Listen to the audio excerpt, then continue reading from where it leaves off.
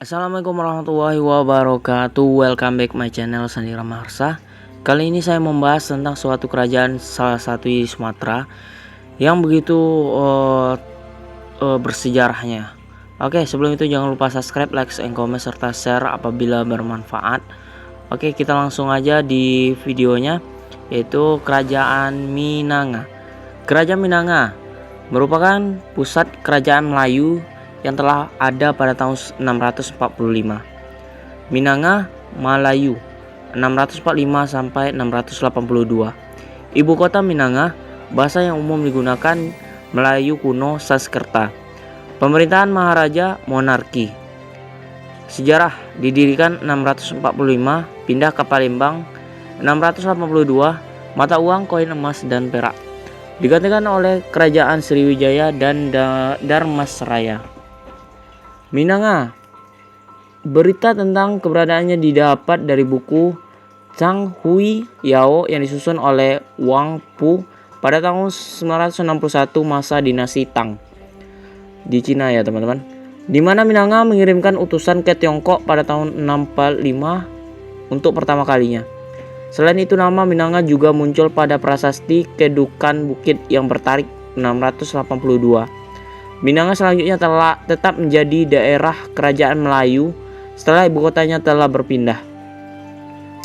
Asal-usul: dari prasasti Kedukan Bukit disebutkan bahwa Dapuntahiang, pendiri Sriwijaya, bertolak dari Minanga dengan membawa puluhan ribu tentara lengkap dengan perbekalan. Berita tentang kerajaan Melayu ini juga disebut dalam catatan perjalanan pendeta Yixing atau Iching Pinyin Yijing 634 sampai 713, identik dengan kerajaan ini. Selain dari berita buku Tang Hui Yao, dari buku Sefu Yuan Kuei pada masa dinasti Song yang dibuat atas dasar sejarah lama dari Wang Qinzhou Yang dan Yang I antara tahun 1005 dan 1013 juga menceritakan adanya utusan dari kerajaan Melayu datang ke Tiongkok antara tahun 644 sampai 645. Sumber Tiongkok pada masa dinasti Yuan dan dinasti Ming. Kata Malayu disebutkan sering dalam sejarah Tiongkok untuk merujuk pada suatu bangsa dari Laut Selatan dengan ejaan yang berbeda akibat perubahan dinasti. Tionghoa Bo Layu, Mo Layu, Tionghoa Maliuer, Tionghoa O Layu dijiplak dari sumber tertulis biarawan Xuanzang, Tionghoa Wu Layu sebagai ekstrak dari kronikel asli Mongol Yuan dalam bahasa Tionghoa, Chronicle of Mongol Yuan. Lokasi: ada beberapa pendapat sejarawan mengenai lokasi Minanga. Caraka dan Sukmono berpendapat bahwa Minanga terletak di hulu sungai Kampar, tepatnya di pertemuan sungai Kampar kanan dan Kampar kiri. Caraka juga mengatakan bahwa Minanga Tamuan merupakan nama lama dari Minangkabau. Dr. Bohori mengungkapkan bahwa Minanga berada di hulu batang Kuantan. M. Arlan Ismail menerangkan bahwa lokasi Minanga terdapat di muara sungai Komering Purba. Sedangkan Slamet Mulyana mengatakan bahwa Minanga berada di hulu sungai Batanghari. Pendirian Sriwijaya. Berdasarkan prasasti Kedukan Bukit pada tahun 682, Dapuntahiang bertolak dari Minanga dengan membawa 20.000 tentara lalu mendirikan kerajaan Sriwijaya. Ekspedisi ini bertujuan untuk memindahkan pusat kerajaan dari Minanga ke pedalaman ke daerah yang strategis di tepi laut. Prasasti Kedukan Bukit, sejarah, isi dan artinya. Sampai saat ini, 3 prasasti peninggalan kerajaan Sriwijaya telah ditemukan di Palembang. Salah satunya adalah prasasti Kedukan Bukit yang oleh para ahli dianggap mengandung kunci pemecahan masalah lokasi ibu kota kerajaan Sriwijaya.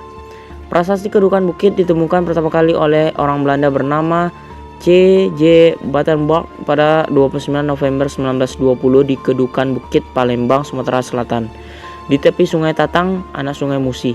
Ukurannya tergolong kecil, yakni berupa batu berukuran 45 kali 80 cm. Prasasti ini berangkat tahun 604 Saka 682 Masehi, ditulis menggunakan huruf Palawa dan berbahasa Melayu kuno. Kemudian pada 1924 prasasti ini ditranskripsikan dan terjemahkan oleh Flavius Samuel van Ronkel, seorang ahli bahasa Melayu kenamaan. Isi prasasti Kedukan Bukit terdiri dari 10 baris yang berbunyi sebagai berikut.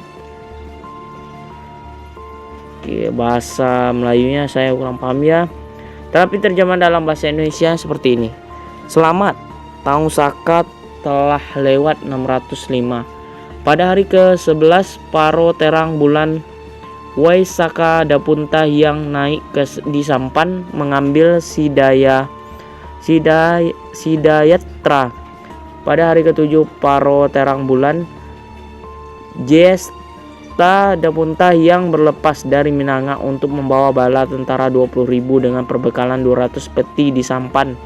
Dengan diiringi sebanyak 1.312 orang berjalan kaki datang ke Hulu Upang dengan sukacita.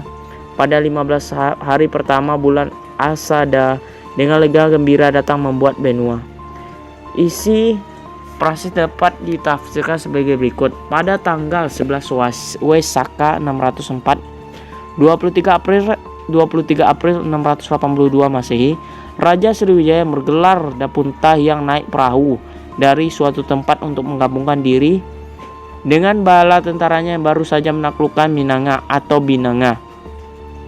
Lalu pada tanggal 7 Jesta atau 19 Mei, Dapunta yang memimpin bala tentaranya berangkat dari Minanga untuk kembali ke ibu kota. Mereka bersuka cita karena pulang dengan kemenangan. Tanggal 5 Asada 16 Juni mereka tiba di Muka Upang sebelah timur Palembang. Sesampainya di ibu kota, Dapunta yang menitahkan pembuatan wanua atau bangunan berupa sebuah wihara sebagai manifesti rasa syukur dan gembira. Prasasti Kedukan Bukit peninggalan Sriwijaya ini menjadi bukit kemajuan pelayaran di Indonesia pada masa Hindu-Buddha. Prasasti tersebut mengisahkan tentang keberhasilan perjalanan penguasa kerajaan Sriwijaya yang bergelar Dapunta Hyang, oleh karena Dapunta Hyang disertai puluhan ribu bala tentara yang lengkap dengan perbekalan. Sudah tentu perjalanannya adalah sebuah ekspedisi militer untuk menaklukkan daerah. Kendati demikian, prasasti Kedukan Bukit masih mengandung persoalan yang tidak sederhana. Beberapa ahli memberikan penafsiran berbeda tentang isi prasasti tersebut karena sebagian kata di dalamnya mempunyai makna ganda. Oke, sekian dari saya, semoga bermanfaat. Jangan lupa subscribe, like, and comment serta share.